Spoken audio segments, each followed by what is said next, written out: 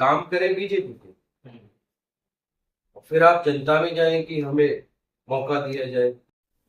दोस्तों, स्वागत है आप सभी का भारत टीवी में और मैं हूं आपके साथ रिजवान खान। आज हम पहुंचे हैं पलवल जिले की विधानसभा सीट हतीम पर और हतीम से कांग्रेस पार्टी ने चौधरी इसराइल को अपना प्रत्याशी बनाया है। नामांकन करने के बाद लगातार Chaudhary Israil door to door लोग के बीच जा रहे हैं। उनकी समस्याओं को सुनने के बाद में कहीं ना कहीं अपने आप को मजबूत करने की कोशिश कर रहे हैं। हमारे साथ में है चौधरी इसराइल के बेटे नाजिम चौधरी, जो कहीं ना कहीं युवाओं के बीच में एक अपनी अलग पैठ बनाए हुए हैं। लगातार जितने भी अपनी विधानसभा के युवा हैं, कहीं ना कहीं अपनी फरियाद लेकर के नाजिम चौधरी के पास पहुंचते हैं। अब सवाल ये है कि चुनावी मैदान में मैनिफेस्टो क्या है, आने वाले समय में किन किन मुद्दों को लेकर के चुनावी मैदान में उतरे हैं और किन समस्याओं का समाधान होना बाकी है। सबसे पहले तो हमारे साथ जुड़ने के लिए बहुत बहुत स्वागत है। जी, मैं आपका बहुत बहुत शुक्रिया अदा करता हूँ कि आपने वक्त निकाला हो। जी, अच्छा नाजिम चौधरी जी, ये बताएं कि सबसे पहली बात तो ये है कि पहले लिस्ट जारी हुई कांग्रेस पार्टी की, उसमें भी आपका नाम नहीं था। लगातार कार्यकर्ताओं की गिनती बढ़ती हुई नजर आ रही। दूसरी लिस्ट जारी हुई, उसमें भी आपका नाम नहीं था। आखिरी लिस्ट जब जारी हुई है कहीं ना कहीं, उससे पहले आपको टिकट दे दिया गया और चुनावी मैदान में उतार दिया गया। इस बीच का अंतराल क्या रहा? क्या लग रहा था कि टिकट मिलेगा नहीं मिलेगा? बहुत सारे विचार मन में आते हैं और कार्यकर्ताओं से जब बातें हो रही थी तो क्या क्या बातें निकल सामने? नहीं, पहली जो लिस्ट आउट हुई थी उसमें तो सिर्फ सिटिंग एमएलए के टिकट थे जी। और हमारे पार्टी प्रेसिडेंट चौधरी उदयभान जी का टिकट था हम्म। और एक विनेश फोगाट जी का टिकट था। हम्म। उसके अलावा उसमें कोई नाम नॉन एमएलए में से नहीं था। और दूसरी जो लिस्ट आउट हुई थी वो कुछ सीटें उस तरह की थी जिन पे कुछ पेज फंसे हुए थे। ठीक है, तो उस लिस्ट को आउट करना बहुत जरूरी था। जहां तक हमारी जानकारी की बात है, हमारी जानकारी में ये है कि हमारे वालिद साहब चौधरी इसराइल साहब का टिकट जो है वो बहुत पहले ही क्लियर हो चुका था। हमारे पार्टी प्रेसिडेंट ने भी, चौधरी उदयभान जी ने, हमारे सीएलपी लीडर चौधरी भूपेंद्र सिंह हुड्डा जी ने और पार्टी हाईकमान की भी तरफ से हमें पूरा आश्वासन था। हम पूरी तरह से निश्चिंत थे कि टिकट आपकी रहेगी और मेहनत कीजिए, और हमारी मेहनत बराबर चल रही थी। आपने देखा कि मेरे वालिद साहब जो है वो सारे गांवों में उनके प्रोग्राम चल रहे थे, लोगों का आना जाना। तो वो अब जैसे बीजेपी में टिकट की लिस्ट आउट हुई तो लोगों की भगदड़ मची, तो उस तरह से हर पार्टी को थोड़ी सी एक फिक्र होती है कि कहीं इस तरह की कोई बात ना हो जाए, इस वजह से थोड़ी सी लिस्ट लेट हुई। लेकिन कांग्रेस पार्टी की मालिक ने चाहा तो सरकार आ रही है, और आपने देखा कि लिस्ट आउट होने के बाद भी कोई किसी तरह की भगदड़ नहीं। ठीक है। हतेरी विधानसभा से आप लोगों को प्रत्याशी बनाया गया है, चुनावी मैदान में उतारा गया है। अभी आप लोगों ने एक रोड शो किया या फिल्म कहे कि नामांकन रैली कार्यक्रम आप लोगों ने किया। इसमें उदयवान साहब भी मौजूद थे। एक वीडियो सोशल मीडिया पर काफी तेजी के साथ वायरल हो रहा है। उसमें साफ साफ दिखाया जा रहा है कि पाकिस्तान जिंदाबाद के नारे जैसी चीजें उसमें, उसकी वास्तविकता क्या है इस वीडियो में? एक्चुअली मैं आपको बताऊं कि हमारे जो परिवार का इतिहास है वो तकरीबन 5-6 पीढ़ियों से पहले से आज सामाजिक भाईचारे के लिए, जिला पलवल में हिंदू मुसलमान भाईचारे के लिए, इसके लिए हम लोगों ने बहुत काम किया है। मेरे दादा के भी दादा मरहूम चौधरी बूंदी खान, उनकी आज भी मिसाल दी जाती है कि अगर हिंदू मुसलमान भाईचारे पे काम किया है तो चौधरी दूधे खान जी और स्वर्गीय राधे लाल जी जो वही गांव से थे। तो उसके बाद भी मेरे जो इनके जो बेटे थे मरहूम चौधरी सुलेमान जी, मेरे दादा के बेटे, उन्होंने भी यही काम किया, समाज में भाईचारे को बना के रखा। और बाबा का तो आप सभी लोगों ने देखा भी है, मेरे वालिद साहब का भी देखा है। तो कुछ जो शरारती तत्व है जो सामाजिक भाईचारे को बिगाड़ना चाहते हैं, वो हमारी सामाजिक छवि से घबराए हैं।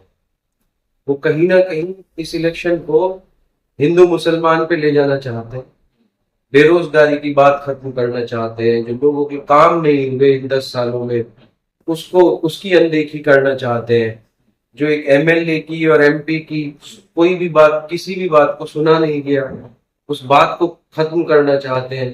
इस चुनाव को सीधा सीधा हिंदू मुसलमान करना चाहते हैं।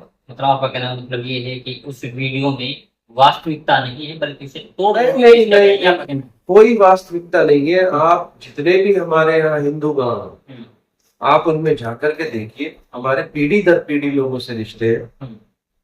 हमारे ऊपर कोई इस तरह की कोई भी व्यक्ति जो है इस तरह का इल्जाम नहीं लगा सकता है।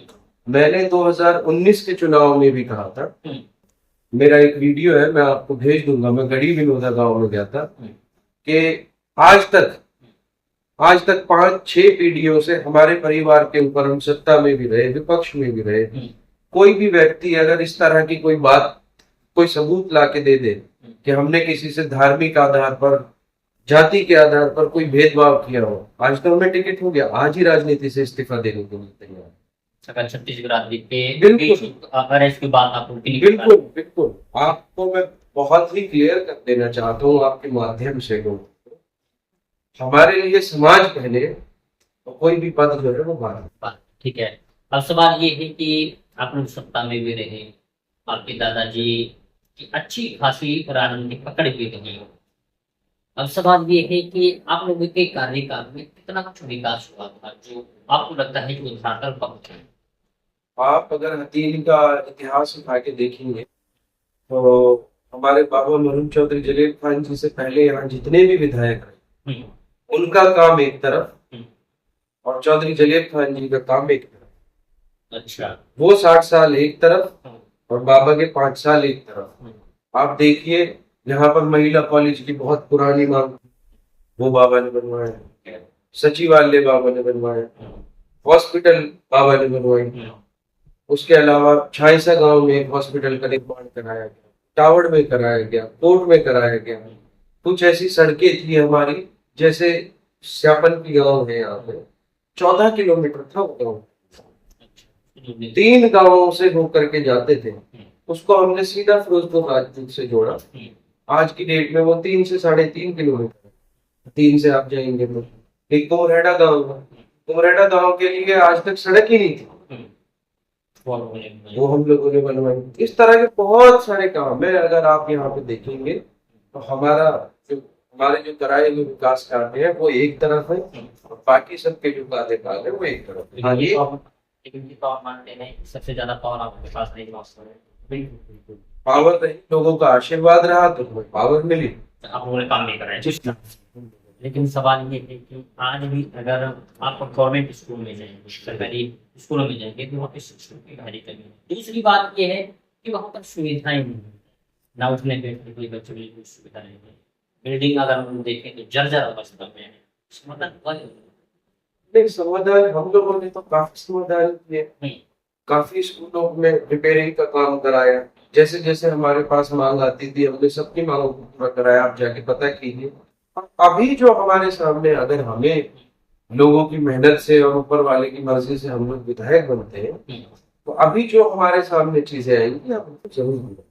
अच्छा, अब आप जनता के बीच में जा रहे हैं, आप भी जा रहे हैं, आपके वालिद साहब भी जा रहे हैं, तो लोग की समस्याएं क्या निकल कर आती हैं? एक्चुअल में जब हम ग्राउंड पे जाते हैं तो बहुत सारी समस्या, जैसे बिजली की समस्या से आज के समय में आपकी विधानसभा के गाँव लोग बहुत ज्यादा परेशान हैं अमूमन, तो क्या कुछ कदम उठाए जा सकते हैं? जैसे अभी बिजली मंत्री चौधरी रंजीत सिंह चौटाला जी टावर गाँव आए थे, पावर हाउस की अनाउंसमेंट करके गए थे। अब आप देखिए कि उसकी फाइल ऐसी बड़ी काम नहीं हुआ है। अगर हमें मौका मिलता है तो हम पावर हाउस का निर्माण बहुत जल्दी कराएंगे। एक हमारा काम मैं आपको बता देना चाहता हूँ, हमारे मरहूम चौधरी जलील खान जी के कार्यकाल में हमारा एक काम अधूरा रहा, वो काम था लड़मा की। हमने उसकी एडमिनिस्ट्रेटिव अप्रूवल करा के उस पर टेंडर लगवा दिया था, और वो जब जैसे ही सरकार बदली उसको नॉट फिजिबल कर दिया, हाँ रोक दिया। तो अब जो काम हमसे नहीं हो पाया, मैं आपके माध्यम से लोगों के सामने तो बोल रहा हूँ। ऐसा नहीं है कि कोई झूठ बोलने वाली बात, बल्कि मैं आपके माध्यम से वादा करता हूँ, अगर हमें मौका मिला तो 6 महीने में 8 महीने में मैं उसका जो है बहुत जल्दी उसका काम जो है, मालिक ने चाहा तो गढ़मा की माइनर का काम, क्योंकि वो हमारे दादा के कामों में से बचा हुआ एक काम है, अधूरा काम है। तो हमारी टॉप प्रायोरिटी पे गढ़मा की माइनर, लड़वा की माइनर का काम अगर मौका मिला तो बहुत जल्दी से हो। ठीक है। अच्छा, अब आप जिंदगी बीत जा रहे हैं, माहौल चुनाव का, बहुत सारे नेता जा रहे हैं, अपने अपने लिए वोट मांगने का काम कर रहे हैं। पिछली बार आप बहुत कम मार्जिन से चुनाव हारे। अब फिलहाल की परिस्थिति क्या है, क्योंकि आपके ही क्षेत्र में एक और मुस्लिम कैंडिडेट है जो जी, कहीं ना कहीं वो भी दावा ये कर रहे हैं कि अगली बार तो जीत हमारी होने वाली है, पिछली बार तो कांग्रेस का। यहाँ भी इलाके में घूम गए, उनकी जीत के दावे तो खैर वैसे ही है। बाकी यहाँ सीधी सीधी फाइट है कांग्रेस और बीजेपी, और किसी का कोई वो नहीं है। और जो और कैंडिडेट्स हैं, अगर आप देखेंगे तो लोकसभा चुनाव में इन्होंने किसको वोट डलवाया, वहां तो कांग्रेस और बीजेपी का ही, बीजेपी को वोट डलवाया या कांग्रेस को वोट डलवाया। आप काम करें बीजेपी के, फिर आप जनता में जाएं कि हमें मौका दिया जाए। हम लोग 10 साल से संघर्ष कर रहे हैं, जमीन लोगों की लड़ाई लड़ रहे हैं, लोगों के लिए, कामों के लिए, चाहे हमें चंडीगढ़ जाना हो, चाहे हमें जयपुर जाना हो, चाहे हमें देश के किसी भी कोने में जाना हो। हम 10 साल के पक्ष में रह के, मैं और मेरे वालिद साहब 10 साल हम लोगों ने संघर्ष किया। जी जी, विपक्ष की भूमिका निभाई। लेकिन आप लोगों ने कहा कि वो लोग बीजेपी के लिए काम कर रहे हैं और कह रहे हैं कि मैं नहीं कह रहा हूँ, लोग कह रहे हैं। ठीक है, लोग कह रहे हैं, लेकिन वो भी तो ये कहते हैं कि बीजेपी से तो इनके भी अच्छे खासे ताल्लुकात है, ये भी कॉन्टेक्ट में रहते हैं। देखिए, जहां तक कैसे मान लिया जाए, जहां तक हमारे रिश्तों की बात, हमारे रिश्ते, हम पहली बात तो राजनीतिक होने से, घराना होने से पहले हमारा परिवार सामाजिक परिवार। बिल्कुल बीजेपी में कुछ लोग हैं, उनके साथ हमारे रिश्ते में, तो आपके सामने कैमरे के माध्यम से कह रहा हूँ। लेकिन इसका मतलब ये नहीं कभी रिश्ते तो हर किसी के होते हैं, रिश्ते तो राजीव गांधी जी के और अटल जी के भी। तो वो ये बात कहते हैं रिश्ते तो हमारे नहीं, उनके रिश्ते नहीं, वोट किसे दे, उनके गांव से बीजेपी को कितना वोट, जो लोग उनके साथ जुड़े हुए हैं, उन लोगों ने किसको वोट, सबको सारी चीजें पता है, सबको सारी चीजें पता है। जो कुछ सरपंच हैं, जो उनके पास कुछ लोग हैं, उन लोगों ने किसको वोट दिया, बीजेपी को दिया, कांग्रेस को दिया। आप ये देखिए कि हमारे तो मतलब बीजेपी का इतना ज्यादा प्रेशर था इस लोकसभा चुनाव में, इतनी बड़ी समस्याएं हमारे सामने आई थी, हमें किस तरह से परेशान किया गया। लोकसभा चुनाव में हमारे गांव में एक मामूली सी कहासुनी हुई थी, हमारे परिवार के 22 लोगों पर मुकदमा दर्ज किया, जिसमें मेरा खुद का नाम भी था, मेरे बड़े भाई का नाम था। तो मतलब आप दबाने जी, आपको अंडर प्रेशर लाने और कितने ही मुकदमे दर्ज करो, उससे क्या फर्क, आप नहीं डरेंगे? नहीं, क्यों डर, नहीं डरेंगे, क्यों डरेंगे। तो सवाल ये है कि आप लोगों को कैंपेन लगातार जाए, क्या कुछ आंकड़ा, क्या कुछ फिगर आप लोगों ने निकाला, कितने लोगों से आप लोगों को, मैं आपको वोट तो एग्जैक्टली क्या बताऊं, ये तो अल्लाह की मर्जी है। बाकी मैं बहुत निश्चिंत हूँ कि हम लोग मालिक ने चाहा तो बहुत बड़े मार्जिन से जीत गया है। जी, हम लोग 36 बिरादरी का समर्थन है हमारे साथ। आप देखेंगे तो नामांकन सभा में चाहे वो मुस्लिम समाज हो चाहे हिंदू समाज, दोनों समाजों से बराबर है। जी, बराबर लोग थे। अभी आपने वीडियो का जिक्र किया, जब हम लोग थोड़ा टिकट की भाग दौड़ में थे, तब भी हमारे वालिद साहब के खिलाफ बहुत झूठे प्रचार किए गए इसी तरह के। आपने देखा लोगों पे कोई फर्क पड़ा? नहीं पड़ा। तो ये तो चलते रहेंगे, इनके तरह तरह के षड्यंत्र हैं, कुछ शरारती तत्व है। बाकी हमारा हिंदू समाज जो है हमारे साथ पूरे तन मन धन से जुड़े हुए। अच्छा, लास्ट जाते जाते एक और सवाल आपसे है कि आप हतीम विधानसभा क्षेत्र के लोगों से क्या कुछ अपील करना चाहते हैं? मैं हतीम विधानसभा के लोगों से यही अपील करना चाहता हूँ, वो विकास के लिए वोट दे, सच के लिए वोट दे, और जो हम लोगों ने काम किए हैं उसको देखते हुए, और जो हमारे परिवार की 5 पीढ़ियों की जो सामाजिक सेवाएं रही हैं, समाज के लिए हमारा समर्पण रहा है। और अंत में हतीम विधानसभा सभी धर्मों का, सभी जातियों से मिलके बना है। किसी भी व्यक्ति को चुने, ऐसे व्यक्ति को चुने जो 36 बिरादरी को साथ मिले। बहुत बहुत शुक्रिया हमारे साथ बातचीत करने के लिए, हमारे साथ जुड़ने के लिए। यह है हमारे साथ में कांग्रेस प्रत्याशी चौधरी इसराइल के बेटे नाजिम चौधरी का साफ तौर पर कहना यह है कि हम लोग हथीन विधानसभा की दशा और दिशा को बदलने के लिए, हम मुद्दों पर काम करने के लिए लोगों से वोट मांग रहे हैं। बड़ी बात यह है कि हम 36 बिरादरी को साथ लेकर चलते हैं और आज तक कोई एक बार भी साबित नहीं कर सकता कि हमने कहीं पर भी 36 बिरादरी को तोड़ने का काम किया। अगर ऐसा कोई साबित कर देता है तो हम आज भी राजनीति से इस्तीफा देने के लिए तैयार है।